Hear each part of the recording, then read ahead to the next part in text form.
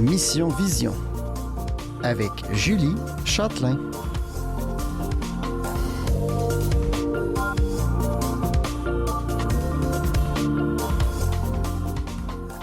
Bonjour tout le monde, ici Julie Châtelain. Je vous retrouve pour une autre émission de Mission Vision. Et je suis vraiment contente. Aujourd'hui, j'accueille deux super invités. On va parler avec David Trudel-Bergamo, qui est déjà venu dans mon émission au début de la saison. Et là, on va parler un petit peu plus d'INCA, de l'organisme finalement où est-ce qu'il travaille. On en avait parlé un peu là, dans cette entrevue-là qu'on avait faite au début. Mais là, on va vraiment plus aller vers la programmation, le printemps, qu'est-ce qui se passe de ce côté-là. Et tout de suite après, je vais rejoindre Yves Touga, un homme en situation de handicap visuel et il est massothérapeute, grand sportif, donc ça va être super intéressant comme émission. Mais là, j'accueille tout de suite David Trudel.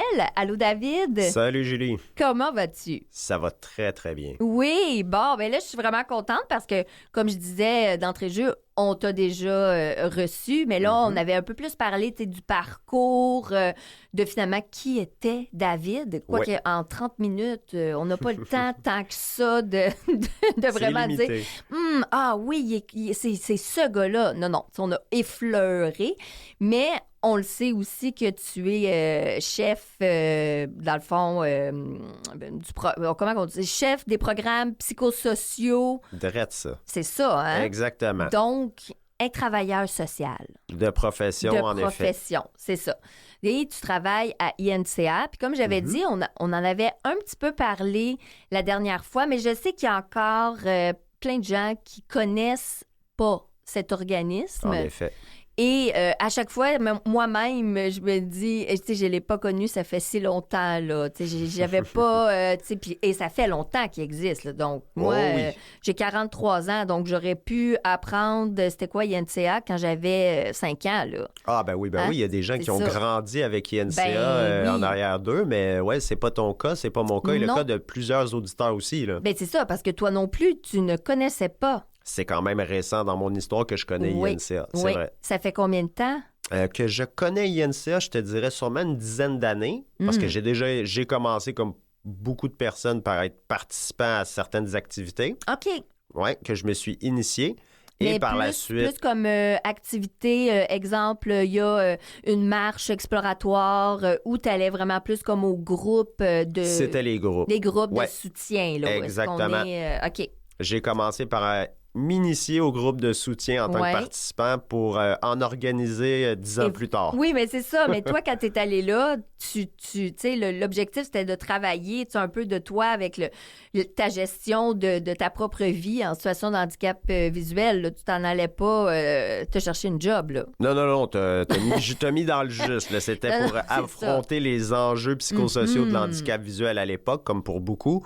Et maintenant, ben c'est ça, c'est d'accompagner nos usagers pour qu'eux puissent travailler leurs enjeux psychosociaux puis viser plus d'autonomie au travers de nos programmes, de mon programme. Oui, de ton programme, parce que toi, c'est vraiment toi qui chapeautes tout ça, là. Puis moi, je me demandais justement, quand toi, t'es allé dans ton expérience personnelle, parce que, tu sais, éventuellement, tu as commencé à travailler là-bas, mais toi, personnellement, qu'est-ce que tu es allé chercher là-bas? Y a-tu vraiment comme des outils tu sais, que tu es allé chercher puis que tu peux dire même, moi, ça m'a aidé dans mon deuil, dans...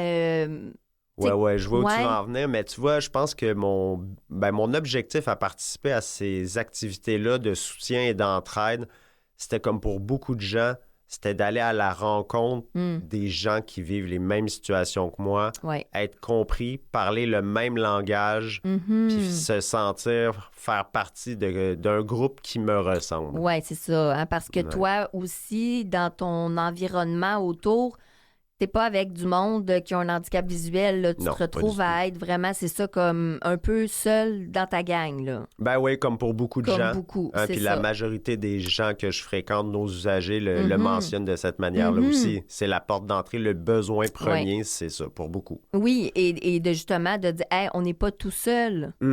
Parce que, tu sais, dans le fond, quand on arrive là-bas, moi, c'est sûr que, tu sais, c'est sûr, c'est un groupe de soutien. On ne connaît pas les participants, qui va être là. Après ça, il y a des atomes crochus qui se développent. Mais on voit aussi que chaque personne est comme pas à la même étape. Non, ça, c'est clair. C'est sûr qu'on essaye d'accompagner les gens, d'évaluer aussi leur niveau de progression dans leur propre parcours, de placer les gens avec des niveaux semblables le plus possible. Donc, moi, dans mes groupes dont je suis responsable, il y a différents niveaux. Pour les débutants, les intermédiaires, voire avancés. On travaille dans ce sens-là. Okay. Mais, par exemple, on refusera jamais de mixer pour offrir un service plus rapide à une personne, même si ça fait plus ou moins, qui est avec des avancées, mais elle est débutante. Moi, je préfère donner un service plus vite que de laisser une personne toute seule. Ah oui, absolument. Mais quand tu dis débutant, intermédiaire et expert, là, dans le fond, qu'est-ce que tu veux dire? On le voit souvent ça en lien avec le sport, exemple. Le hockey, A, B, C, AA, D, c'est ça. Mais là, au niveau des groupes de soutien, comment tu évalues ça? Je t'explique ça. Dans le fond, le niveau 1, la porte d'entrée des services des groupes de soutien, c'est vraiment le groupe perte de vision. Ça, tout le monde commence par ça, c'est la base. OK, je comprends. On met la table avec ça. Mais ça, dans le fond, quand tu dis, c'est comme exemple le titre, perte de vision. Et là, à travers ça, il y a différents concepts là, qui sont travaillés à travers ça. Oui, tout à fait. Déjà là, ça s'adresse aux personnes qui ont une perte de vision récente et ou peu d'expérience dans leur processus de réadaptation. OK, donc c'est encore récent. C'est pas des personnes là, que ça fait des années qui... Ça pourrait, pourrait, parce que des fois, tu vois, je pense à un usager qui avait plus de 20 ans d'expérience avec sa perte de vision, mais au niveau de son travail de réadaptation, c'était tout comme si ça faisait 2 ans. Ah, ouais! On a nos enjeux personnels, individuels. Oui. Donc, en discutant avec la personne, il trouvait très à propos de s'inscrire à cette activité-là et d'aborder les sujets, que ce soit le deuil, la communication, les relations interpersonnelles, la gestion du stress ou de l'anxiété, ne serait-ce que pour nommer quelques thèmes qu'on aborde au travers de ces rencontres-là, mais de manière vraiment, on va dire, préliminaire. Okay. On s'initie à ça. Oui. Puis ça, à ce moment-là, c'est combien comme d'ateliers, de participation? En tout, c'est 8 semaines. C'est 8 rencontres sur 8 semaines de 90 minutes chaque qui sont formatées. On a ciblé les enjeux les plus partagés par l'ensemble des gens de notre communauté pour faire les thèmes. Donc, moi, j'arrive avec du matériel d'information. Là, j'invente une situation, mais sur le stress. Qu'est-ce que le stress? Qu'est-ce que l'anxiété? Les symptomatologies, les différences entre le stress et l'anxiété. Donc, on met la table avec de l'information, on explore le sujet. Ensuite, on va essayer de comprendre comment ça s'articule dans le réel des gens. Comme pour toi, Julie, le stress, l'anxiété, c'est comme ça, dans telle situation, tel contexte. Pour David, ça va être autre chose. Autre chose, c'est ça. Mais c'est pas moins de stress ou d'anxiété. Non, c'est juste différent en fonction des personnes puis des parcours que nous avons. Tout ça qui nous amène toujours à la partie stratégie d'adaptation pour faire ressortir le plus de positif, de constructif sur chaque thème. Oui, d'avoir l'impression quand on sort qu'on a quand même mis quelque chose un petit peu dans notre bagage d'outils. L'idée, moi, dans ma vision du psychosocial, c'est quand même des groupes de travail. Oui, c'est ça. On travaille notre autonomie, on se développe. Exact. C'est pas une thérapie. Non, c'est pas une thérapie. Non, c'est de la formation, c'est de l'intervention de groupe. On travaille en groupe pour faire ressortir le meilleur de chacun et du groupe pour avancer. Quand on retourne à la maison, on a, comme tu disais, quelques outils en plus. Oui, c'est ça. Et toi, à ce moment-là, quand tu es avec le groupe, l'exemple dans l'atelier, est-ce que là, à ce moment-là, tu peux dire des fois, tu peux voir que, ce participant-là, finalement, ça va vraiment être difficile, il y aurait besoin de plus ou... Oui, en effet. C'est pour ça que dans nos services psychosociaux, on offre une petite partie d'intervention individuelle pour les cas les plus complexes, ceux qui nécessitent un soutien un peu plus accru. On ne remplace pas, comme tu disais tantôt, de la psychothérapie ou de l'accompagnement individuel en centre de réadaptation. Exact. Mais quand même, si une personne a un besoin particulier, il faut prendre le temps et mettre l'énergie pour la soutenir en ce sens-là. Puis est-ce que justement, tu donnes des devoirs? Tu sais, comme après chaque atelier, exemple, OK, là, petit challenge, gang, t'essaies de faire ça, sans dire, exemple, tu vas faire ça, mais plus comme de te mettre dans cette situation-là pour travailler telle affaire. Après ça peut être différent pour chaque personne. Comme, tu sais, des gens, exemple, qui font beaucoup d'évitement, ben là, c'est juste de dire, ben, est-ce que tu peux aller juste sortir devant ta maison 5 minutes puis respirer? Bon. Oui, ben écoute... Y a-tu comme des défis comme ça, puis que là, après ça... on revient, puis on voit... Parce que ça fait qu'on avance. Oui, en effet. Écoute, j'invite souvent les gens. Moi, c'est souvent sous forme d'invitation que je vais lancer mes défis. Okay. Il n'y a pas d'obligation, comme tu l'as très bien dit. Mais des invitations, et je le prétends souvent, c'est ce que je mets de l'avant dans les groupes. Dans les groupes, on est là pour semer des graines, et c'est dans la réalité qu'on s'amuse et qu'on se doit de faire progresser la petite plante qu'est notre niveau d'autonomie. Oui. C'est là que ça compte. C'est ça. Et des fois, c'est difficile parce que tu sais que tu as un effort à faire. Et oui, un effort dans un environnement à toi, avec tes commodités à toi, tous tes réflexes à toi, sans accompagnement professionnel. Fait que des fois, ça peut être plus ou moins difficile, mais quand même, il y a plusieurs histoires qui me viennent en tête de très beaux parcours qui ont eu des cheminements incroyables. Puis justement, entre participants, des fois, on peut aussi s'encourager de dire, tu sais, justement, moi, ça, c'est difficile, l'autre, c'est telle autre affaire. Et de dire, tu vois, moi, de voir l'autre qui fait telle affaire, ça me donne, tu sais, un peu plus de courage. Et, bien sûr. C'est ça. Et quand tu dis que tu as comme quelques, là, je sais, au niveau de la confidentialité, tout ça, on n'est pas là pour ça, mais tu sais, juste comme un peu des exemples, tu sais, de cheminement, tu sais, que... Oui. Ouais. Ben, tu vois, je pense à une usagère qui se reconnaîtra si elle est à l'écoute. Ça correspond un peu à l'histoire que tu parlais, l'histoire de la mobilité-orientation qui avait beaucoup d'enjeux. La personne visait à reprendre le transport adapté et le transport en commun, mais avait des enjeux à se promener alentour de chez elle. Ah oui. Fait qu'on a commencé par envisager d'aller respirer dehors, d'aller au bout de l'entrée de voiture, d'aller au premier coin de rue. Quand le niveau d'aisance augmente, on va faire un premier tour de pâté de maison. On va aller jusqu'au dépanneur. Et tout ça là, en un été... À la fin de l'été, avec elle, j'ai pu prendre le métro pour revenir de INCA. Wow. Son mari venait la chercher au métro. Ça faisait plus de 20 ans qu'elle n'avait pas pris le métro. Wow! Et elle était tellement contente. Et son mari aussi, qu'on s'est rencontrés de l'expérience. C'est une personne incroyable. Ben, en fait, c'est ça qui est beau parce que l'objectif, c'est pas de dire, OK, semaine prochaine, tu prends le métro parce que là, c'est ben trop gros. Là, tu dois faire du morcellement. Là, OK? Exact. Petite étape, une petite étape, une petite étape. Puis si là, elle vit des réussites au fur et à mesure. Puis même que tu l'accompagnes après, je trouve aussi à la fin, de dire... C'est toi qui vas embarquer dans le métro avec elle. Ben oui. Ça faisait plaisir. C'est sûr, c'est parce que là, elle l'avait pas pris encore, le métro tout Ben non, le métro de v'là 20 ans, c'est plus le métro de maintenant. Non. Avec sa circulation, son ergonomie, son environnement qui a changé légèrement en 20 ans. Oui. Fait que ça faisait plaisir de l'accompagner, de la guider, puis d'y donner, on va dire, des cues, des trucs en temps réel sur comment se repérer en fonction de sa situation, puis de qu'est-ce qu'elle peut faire dans l'environnement.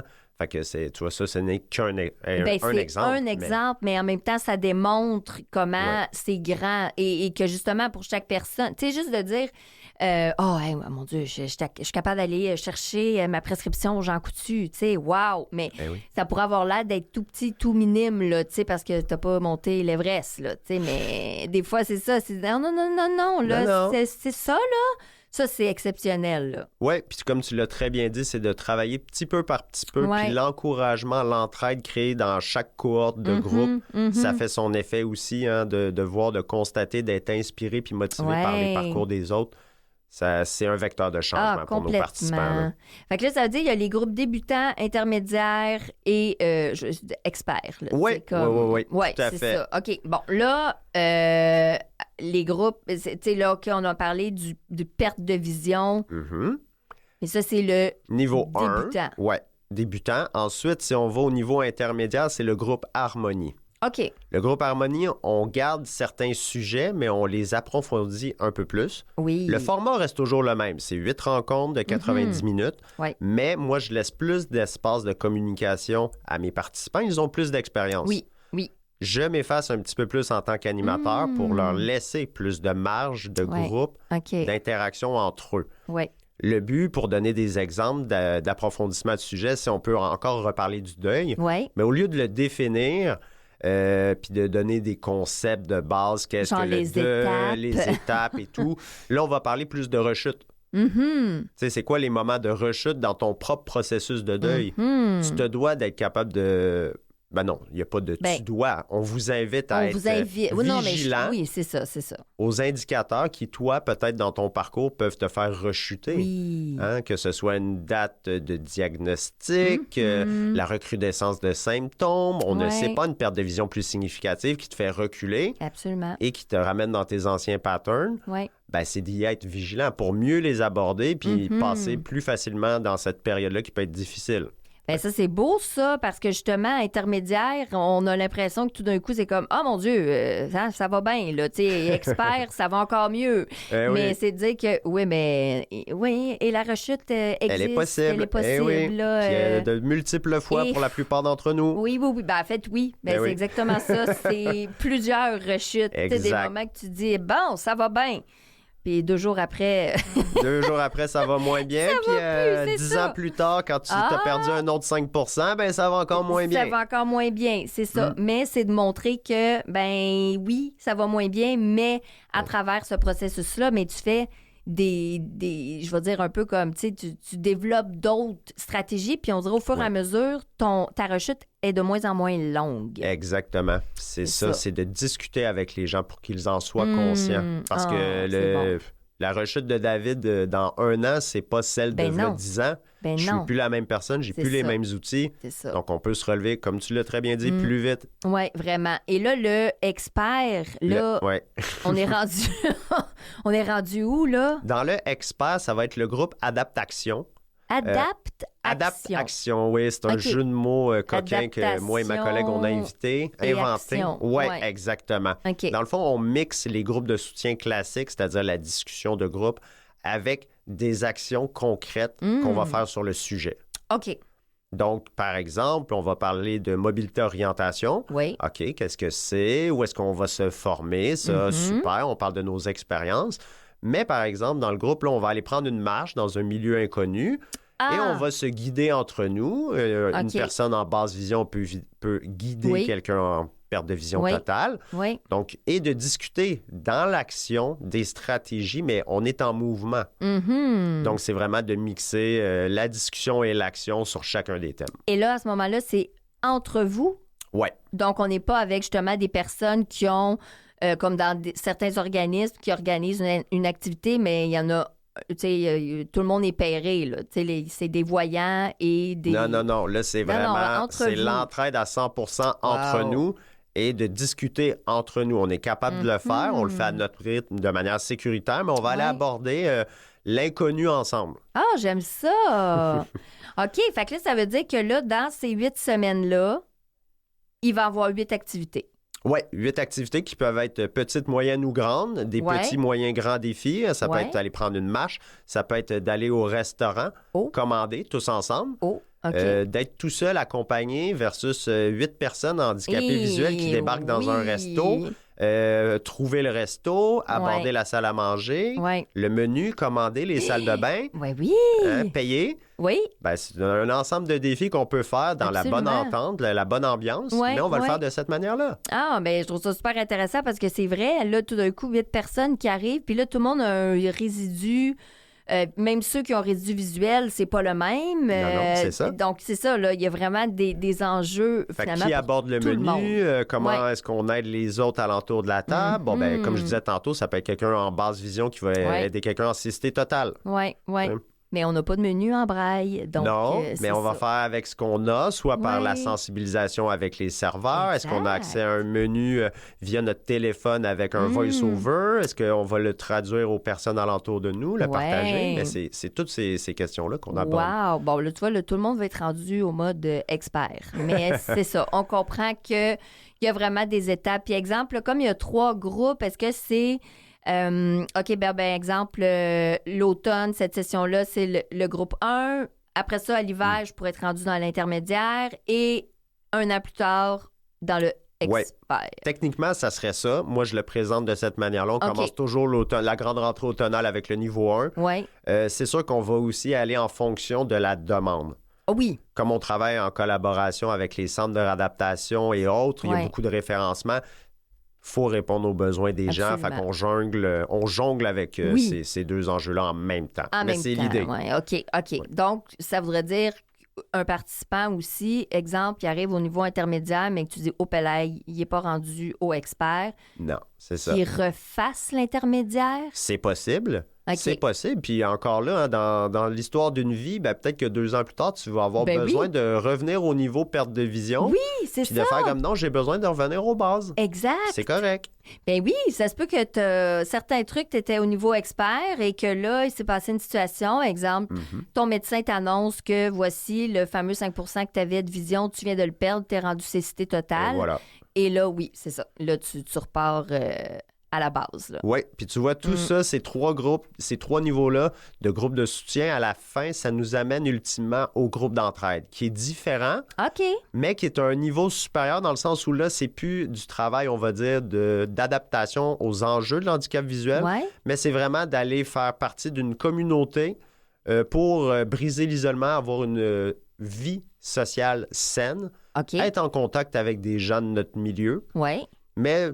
Tout comme nos amis normales dans la vie de tous les jours. C'est ça. Mais on continue à se fréquenter, on peut toujours échanger, mais on n'est plus guidé par un professionnel de la relation d'aide, mais des bénévoles sensibles à la perte de vision. OK, je comprends. Fait que toi, à ce moment-là, tu n'es pas là en train d'animer. Non, moi, je n'anime pas ces groupes-là. Je supervise nos super animatrices qui sont des gens de la communauté, des proches aidantes ou des intervenantes, des étudiantes.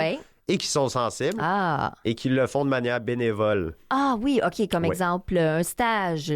Tout à fait. OK. Ah, ben c'est bon, ça. Ça veut dire que toi, tu supervises ça, mais le groupe d'entraide, c'est quelque chose d'un peu plus informel. Exact. C'est ça. Que tandis que vraiment, les autres groupes, là, on le sait, là, c'est ça, on travaille, là. Oui, c'est formel, c'est cadré, c'est ça. C'est du groupe de travail, mais l'autre, c'est plus lousse. On est informel, c'est aller prendre un café avec un ami. On jase et... OK. Puis ça, dans le fond, là... comment ça fonctionne? Les gens, ils appellent la INCA. Moi, je veux faire partie du groupe de soutien. Toi, tu fais des évaluations avec... Pour les groupes de soutien, pour tout nouveau usager d'INCA, bien sûr, que ce soit moi ou mes collègues en techno, bien sûr, on fait des évaluations du fonctionnement par rapport à nos spécialités, bien sûr. Ça commence toujours comme ça. Une fois qu'il est dans la boîte, dans l'organisme, là, c'est très, très simple. Les inscriptions, à chaque saison, on a des nouvelles programmations. De la manière la plus simple, les gens me contactent une fois, que ce soit par le web, par le téléphone, qu'ils ont pris conscience, ou en discutant tout simplement, qu'ils peuvent s'inscrire à toutes nos activités, dont les miennes. Et on commence comme ça, simplement. OK. Ça veut dire que toi, après ça, justement, naturellement, tu poses des questions, puis ça te permet de voir, tiens, cette personne-là, je pense qu'elle irait bien dans le groupe perte de vision ou groupe d'entraide. Oui, pour le premier contact, ça va être un petit peu plus élaboré. Pour vraiment bien connaître la personne et quitte à la référer moi-même dans les différents programmes d'INCA, que ce soit la défense de droit, la technologie adaptée, la boutique, peu importe, mais qu'on ait une porte d'entrée de nos services le plus vite possible. Oui, OK, je comprends. Puis là, justement, avec ça, il y a aussi comme des activités là, qui sont organisées, là. Oui, il y a des activités que moi, je m'occupe aussi, que j'appelle loisirs psychosocial. Oui. À la base, INCA, on n'est pas un organisme de sport ou loisirs, c'est très correct. Il y a plein d'autres organismes collaborateurs qui le font très bien. Mais dans le cadre de mon travail, je vois une plus-value à accompagner les gens en activité de loisirs avec un grand L pour justement aborder les enjeux avec eux pour initier la petite flamme. Donc, tu utilises encore le loisir pour travailler d'autres stratégies. Exactement. Tu vois, comme vendredi de la semaine passée, on est allé au Théâtre du Rideau Vert pour voir une pièce avec théâtro-description. On avait un beau groupe de 10 personnes. Pour la plupart, c'était très nouveau pour eux. J'ai accompagné le groupe. Fait que tous ensemble, du début à la fin, on va faire le processus ensemble pour s'initier à ça. Même si le Théâtre du Rideau Vert a un niveau d'accessibilité et d'inclusion très bien. Oui. Ils sont très bien formés, ça fait longtemps qu'ils le font, bravo.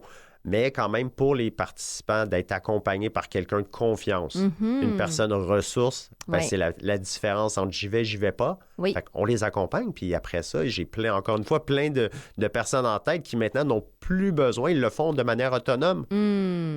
Ça, c'est le fun aussi, parce que c'est ça, et ça permet de dire moi, j'ai juste envie d'aller faire un petit loisir. T'sais, pas nécessairement besoin de passer par le groupe de soutien ou le groupe d'entraide. Ça pourrait être aussi moi, j'ai juste envie d'aller faire une marche exploratoire à Mont-Royal. Oui, puis tu vois, au niveau, je vais dire, philosophique, je me plais à le penser qu'on est quand même un peu différent de d'autres organismes qui ont des orientations différentes. Puis c'est pas un jugement, mais nous, on le fait principalement entre nous. Oui. Puis c'est justement, c'est l'idée de l'entraide du groupe par le groupe. Oui. On n'a pas tout le temps besoin d'être pairé un pour avoir du fun puis s'initier à quelque chose. C'est ça, de devoir attendre qu'il y ait quelqu'un qui voit bien. Là, exactement, qui nous attende de porte à porte. Non, on peut se déplacer. Puis bien sûr, on va avoir besoin d'aide à certains moments, mais ça reste que c'est certains moments. Oui, c'est ça. Et qu'il y a plein de stratégies qui existent à travers ça. Exact. Bien, ça, je trouve ça vraiment le fun. Fait que là, dans le fond, on invite les gens à aller sur le site Internet.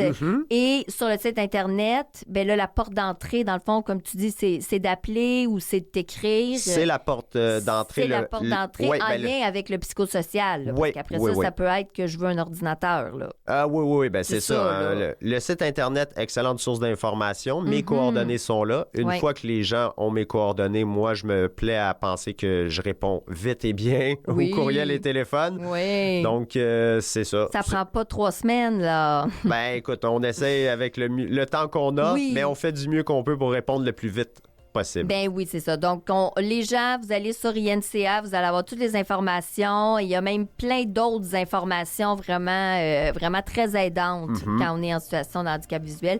Merci beaucoup, David. Plaisir. Ça a été un plaisir. Et moi, ben, je vais retrouver Yves Touga tout de suite après la pause, un massothérapeute en situation de handicap visuel. À tout de suite.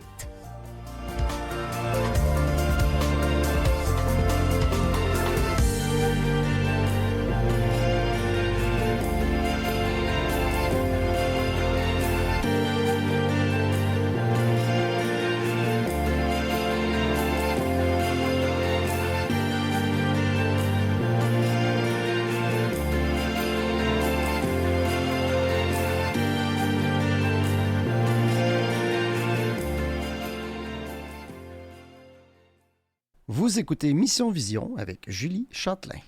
Et maintenant, j'accueille Yves Touga en studio. Allô, Yves? Salut, Julie. Comment vas-tu? Ça va très bien, toi? Ben oui. Hier, on s'est parlé au téléphone. Mais là, on se voit. Là, on est face à face. Mais là, moi, je trouve ça super intéressant parce que, Yves, tu es massothérapeute. Oui. Tu as un handicap visuel, donc tu as une cécité complète, là, qu'on pourrait dire. Là. Et toi, ce que je trouvais intéressant, c'est que tu n'as pas commencé ta vie avec un handicap visuel. Non, j'ai perdu la vue, j'avais 18 ans, j'ai une maladie du nerf optique. Ouais. C'est là que tout s'est enclenché dans cette nouvelle vie-là, si on veut. Et quand tu dis tout s'est enclenché, c'est vraiment parce que tu as perdu la vue en 6 mois. Là. À peu près, oui. Tu sais, ça a été très, très, très rapide. Ouais. Là.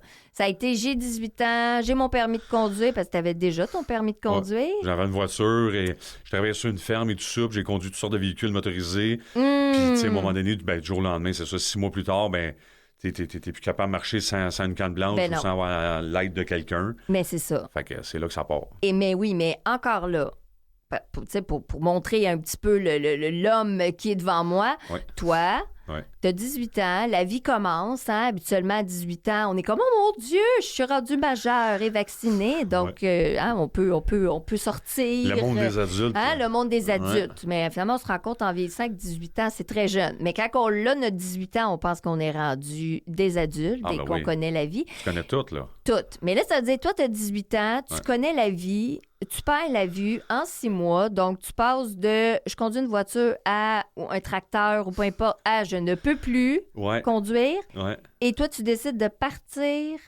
De chez nous. De chez vous. Tu déménages. C'est arrivé à peu près, tu vois, à peu près à ma fête des 18 ans, j'étais plus capable déjà de marcher tout seul. Ouais. Fait que c'était à l'entour du mois d'août, au mois d'octobre, je déménageais. Mais c'est qui déménage en étant rendu aveugle? Ben c'est ça. J'annonce à ma mère, je m'en vais. En général, c'est le contraire.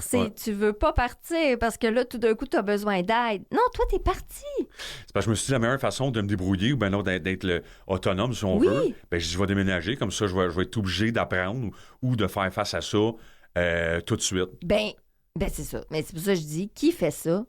Il n'y en a pas beaucoup, je pense. Il n'y en a pas beaucoup. Non. Fait que je pense que ça démontre aussi vraiment ta force. Tu sais, tu as vraiment quelque chose en toi de dire, OK, je vais me mettre en défi et je n'aurai pas le choix de m'arranger. C'est ça, oui. Parce que si tu es en appartement, on s'entend, là. Premièrement, c'est de trouver un appartement, tu vois rien. Non. Comment tu trouves un appartement en voyant rien? Tu touches les murs, tu sens, comment tu fais pour savoir? C'est au début, quand tu arrives, premièrement, j'ai habité avec une coloc. Mais déjà, ça aide. Oui, non, oui. Oui, non. Parce que, je veux dire, elle faisait ses affaires. C'était une fille, c'était quelqu'un que je connaissais, puis elle faisait ses affaires sur son bord, je faisais les miennes de mon côté. Mais, tu sais, elle m'aidait pas pour faire à manger ou quoi que ce soit, la vaisselle, le ménage. Moi, j'avais mes tâches, elle avait ses tâches. Oui. Puis c'est de se familiariser dans la nouvelle endroit. C'est sûr que, tu sais, comme j'ai déménagé quelques fois depuis, quand tu arrives dans un nouvel appartement, ça prend tout le temps 3 semaines, 1 mois avant d'être 100% à l'aise. Les murs sont où. C'est ça, tes repères. Oui, c'est ça. Fait que c'est plus de s'habituer, c'est le temps, puis pas aller trop vite. En vieillissant, on le sait de pas aller trop vite. Oui, en vieillissant. À 18 ans, on va trop vite. Mais c'est ça. Mais justement, là, tu as 18 ans à ce moment-là. T'es pas massothérapeute encore, parce que ça, c'est vraiment en 2020, donc tu l'as fait beaucoup plus tard. Oui. À ce moment-là, tu dis que tu travaillais sur une ferme, mais est-ce que tu t'enlignais, toi, pour être un maraîcher? Non, écoute, c'est un job d'été. J'ai commencé là à 14 ans. Puis, tu sais, c'était des amis d'une de mes sœurs dans le coin de Venise, en Québec. Puis, après ça, à 18 ans, j'ai commencé le programme de réhabilitation, marcher avec une canne blanche, apprendre à aller le braille et tout ça. J'ai fait un cours comme agent de service à la clientèle. J'ai travaillé dans une banque de 2000 à 2004. OK. Mais tu sais, Julie, assis du 9 à 5, là, je pouvais pas. Je pouvais pas, c'est pas moi. Non, c'est ça. Tu sais, j'avais déjà commencé à m'entraîner à 18 ans. Fait que là, je me suis dit, qu'est-ce que je pourrais faire pour une emploi un petit peu plus active? Oui, mais toi, probablement que justement, tu sais, genre dans la construction, tu sais, quelque chose que tu es physiquement... Mais je m'enlignais plus. J'avais déjà commencé un DEP après le secondaire comme pour être un machiniste. Bon. Tu sais, tout ce qui était en rapport avec le moteur, moi, je tripais. OK. Mais là, veux pas, ça marche plus, on fait d'autres choses, mais là...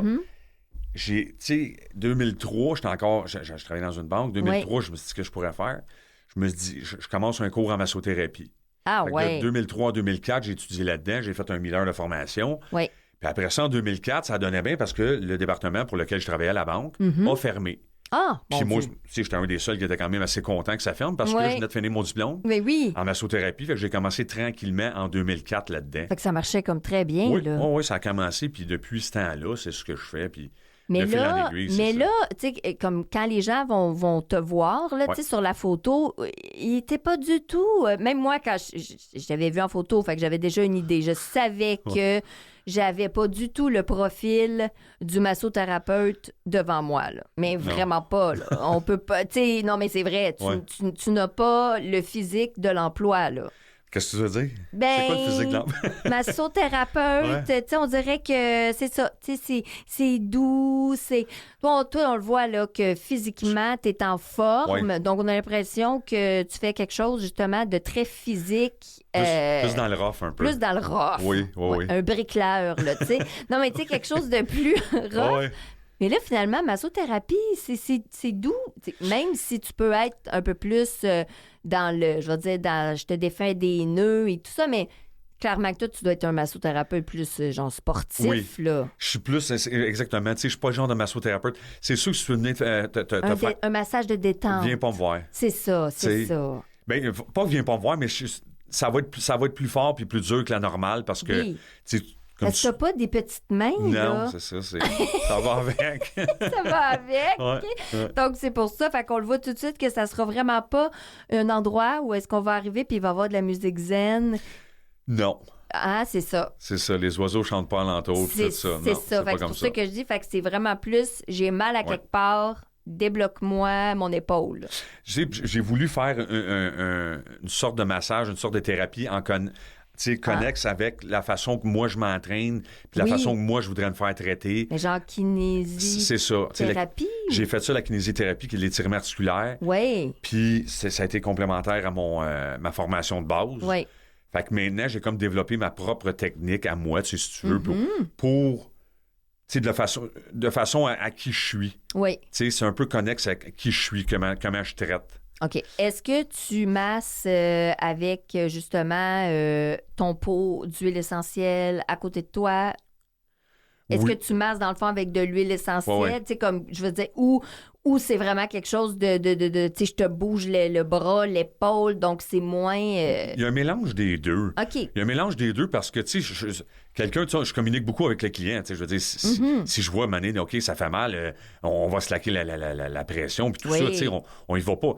Moi, c'est très important quand que le client part, ben, tu sais, il y ait satisfaction, tu sais, parce que si tu me dis pas, c'est trop fort, c'est pas assez fort, tu sais, ça marchera pas. Comme un travail d'équipe. Ben, il faut que ça soit ça, tant qu'à moi, parce que la thérapie que je donne ou le massage que je donne, ben, c'est dans l'optique ou dans le but final que la personne soit contente et pas soit guérie, mais soit très soulagée en sortant.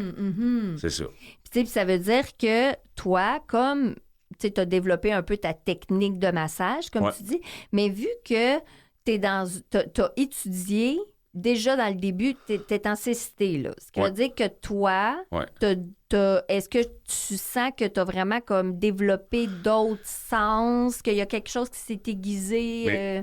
Tu viens de dire le mot, là, tu sais, quand on s'est parlé justement hier, tu sais, souvent le monde, je sais pas si ça t'est arrivé, Julie, tu sais, t'as-tu un sixième sens, blablabla, ils pensent qu'on a des super pouvoirs, là. Oui. Mais tu sais, il n'y a pas de super pouvoirs. Les autres qui nous restent deviennent, comme tu dis, plus aiguisés. Tu sais, le toucher, les oreilles, le nez, il y a un senti aussi qu'on a, tu sais. T'as pas besoin d'avoir ta canne pour savoir que t'approches d'un mur. Tu comprends? Oui.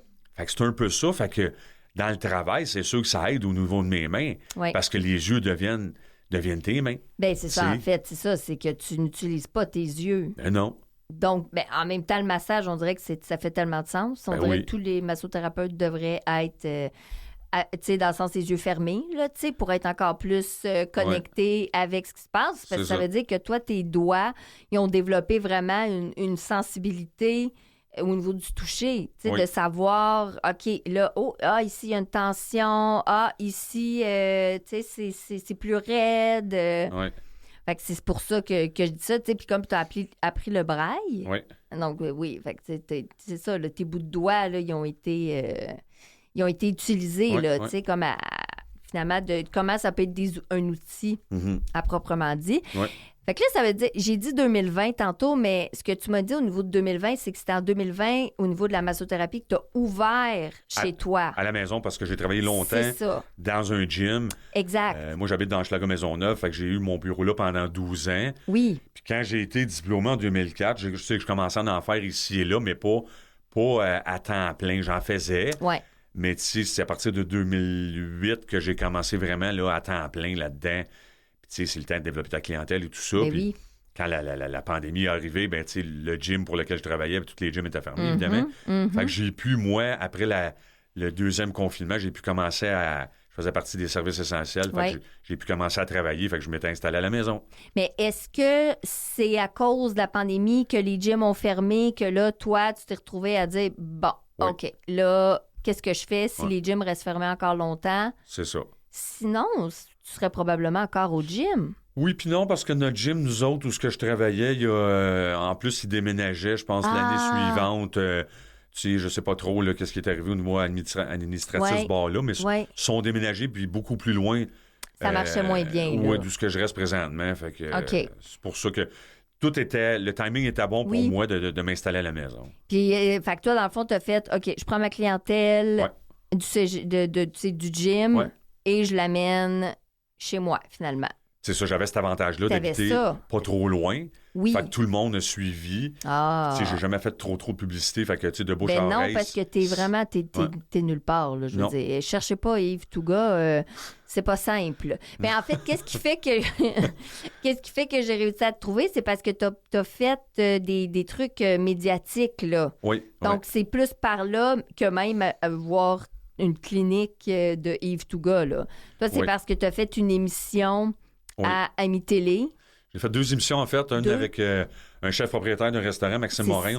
On est parti à la recherche des restaurants, des saveurs un peu partout, 2016, 2017, 2018. Ça, t'as voyagé avec lui. On est allé, on a fait la Maine aux États-Unis, on est allé au Mexique, Vancouver, on a fait les îles de la Madeleine, Montréal, un peu la Rive-Sud, des trucs de même. Puis après ça, j'ai fait une autre émission avec Camille Chai, qui est au Ami Télé aussi. Oui. Ça, c'est un petit peu plus cadré. C'est comme on faisait des activités physiques avec nos handicaps pour montrer comment ça fonctionne. Mais ça, c'était les 2 trucs que tu parles, t'as animé. Oui.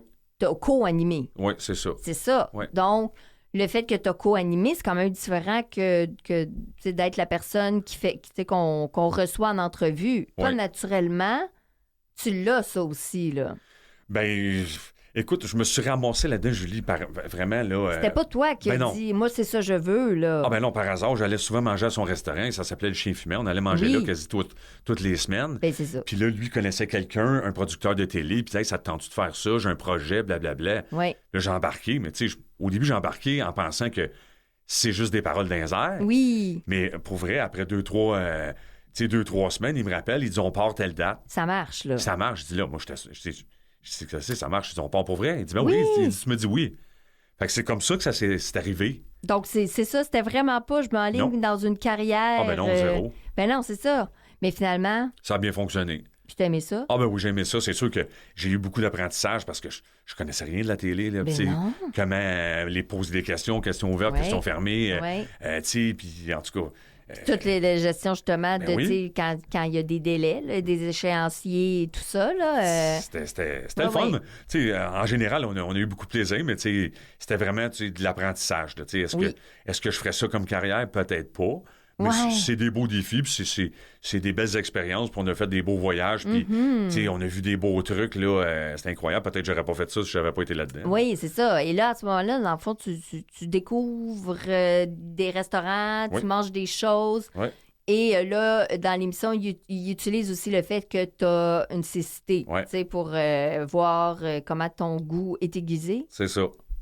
C'est de même que ça s'est passé parce qu'il y a des places dans le Maine, on est arrivé à un moment donné dans un jardin biologique. La madame, elle faisait pousser des fleurs. Ouais. Mais tu sais, une espèce de grand jardin, là, je vais dire peut-être la grandeur d'un terrain de football. Et mon Dieu. Mais Julie, c'était écœurant. On arrivait là, tu sais, chaque rangée, elle disait, OK, il y a telle et telle fleur. Tu sais, de sentir ça. Écoute, le nez, là... c'est là que j'étais avantagé parce que justement, les sens qui sont plus aiguisés, c'était le fun. Là. C'était vraiment... Au Mexique, là, on a mangé des insectes, là, des enfants dans le même. C'est ça, j'allais dire. T'as-tu mangé des choses que tu savais pas que tu allais manger et que finalement, tu l'as su quand... Je le savais qu'on était pour en manger, mais des fois, le fait de ne pas le voir... Oui, mais c'est ça, j'allais dire. Tu sais, on dit tu manges une coquerelle. Ouais. Si tu la vois pas, on dirait que c'est moins pire que si tu la vois bouger dans ton assiette. Mais je te rassure, là, sont morts, sont cuits, sont séchés, sont salés. Ah oui, non, là, j'étais rendue dans une émission. C'était challenge wash. C'était plus des fourmis, parce que ça s'en vient là. Il y avait des petites sauterelles. OK. Puis, il y a eu des petits vers qui appellent. Puis, mais tu sais, non, mais c'était... Mais ils sont apprêtés, là. Oui, puis tu sais, c'est pas vivant, c'est tout...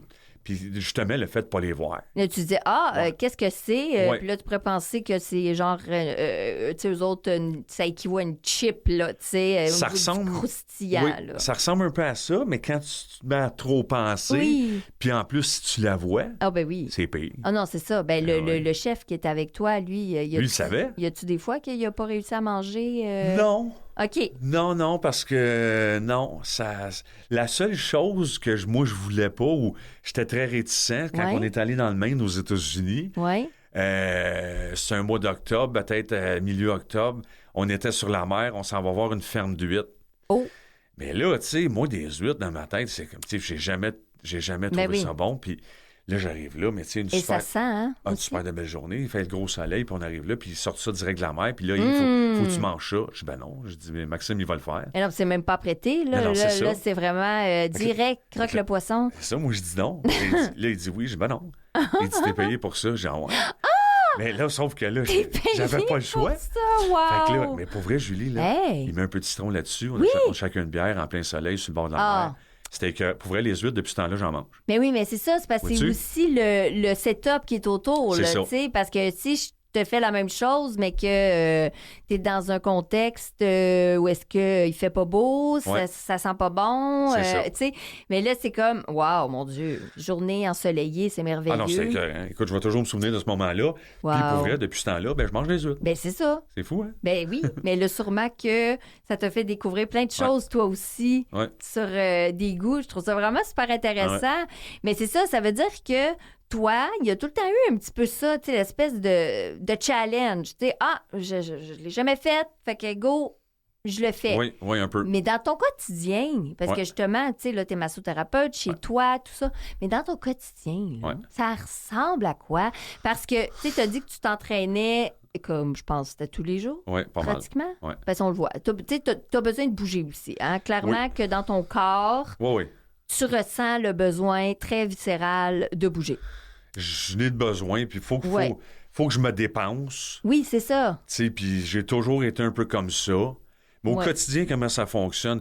Tu sais, tantôt, on parlait de ça, je suis très dinosaure. Tu sais, je fonctionne un peu à la vieille méthode. J'ai un téléphone, tu peux pas me texter, j'ai pas de courriel. Non. Tu m'appelles, tu me laisses un message, je te rappelle. C'est ça. C'est merveilleux. On se dit ce qu'on a à dire. Je prends mes rendez-vous. Écoute, je vais t'expliquer comment je prends mes rendez-vous. Parce tu vas que tu dire, prends pas par Internet, là? Non. Moi, j'ai encore l'agenda papier. Oui. Mais je la vois pas. Mais non. Fait que moi, là, mettons que je confirme mes rendez-vous demain. Ouais. Souvent, je vais demander à mon client, mon client, mettons mon dernier client, je dis, OK, fais juste me dire, peux-tu me dire qui j'ai demain?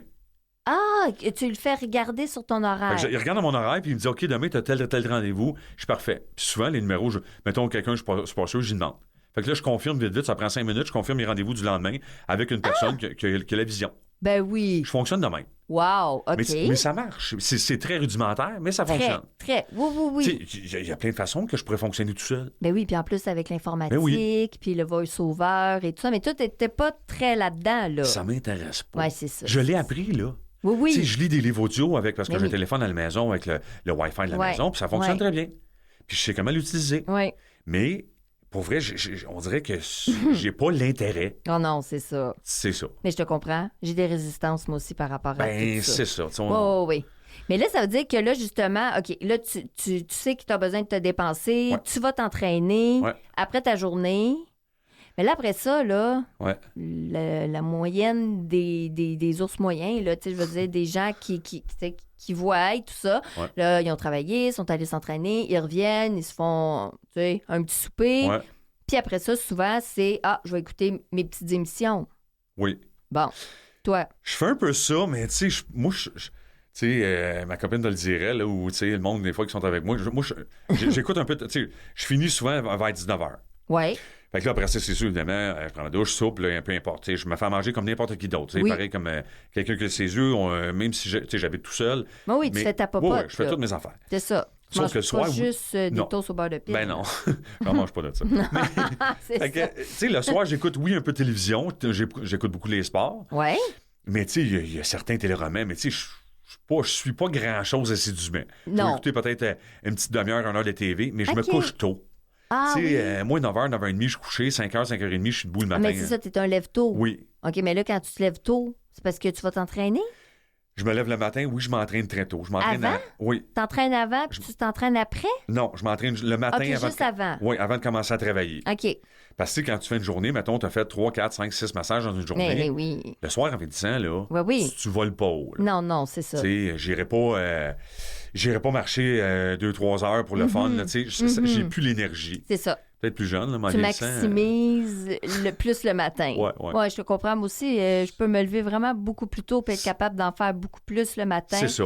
À partir d'une certaine heure, il n'y a plus rien. Là, le régime baisse. Oui, ça ne marche plus. Fait que, oui, je comprends. Ouais, c'est ça. Fait que toi, tu te lèves de bonne heure, tu t'entraînes, puis quand tu parles justement de t'entraîner, là, bon, c'est quoi, toi, ton entraînement? T'es un gars de gym, je veux dire, de poids, de course, de tout ça? Écoute, j'ai tellement fait de sortes d'entraînement là, depuis que j'ai 18 ans. Oui. Là, je fais beaucoup de poids.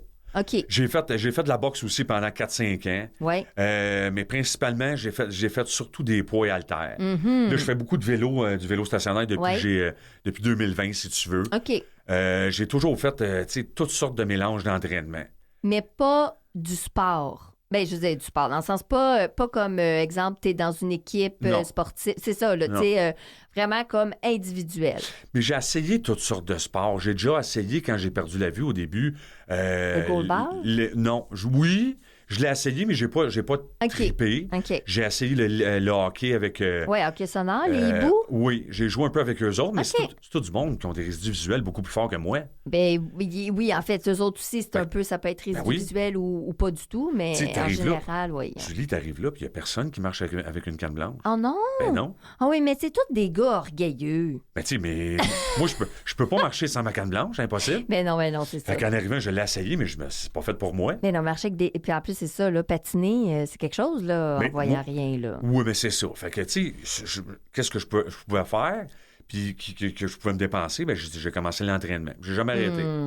Depuis que j'ai 18. Puis j'ai fait tous les genres d'entraînement.